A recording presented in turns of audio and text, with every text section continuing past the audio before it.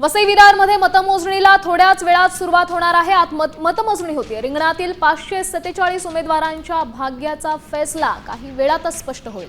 निवडणूक निर्णय अधिकारी आणि पालिका प्रशासन प्रक्रिया पूर्ण करण्यासाठी सध्या सज्ज आहेत। कायदा आणि सुव्यवस्था राखण्यासाठी केंद्रावर मोठा पोलीस फौजफाटा देखील तैनात करण्यात आलाय। संपूर्ण शहरांचं लक्ष आता या निकालाकडे लागलंय।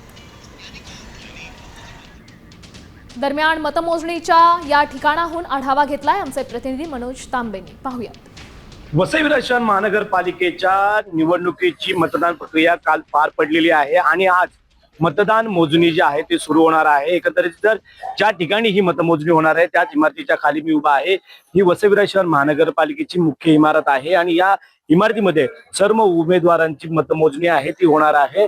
काल मतदारांनी उमेदवारांचं भवितव्य बंद पेटीमध्ये बंद केलं होतं।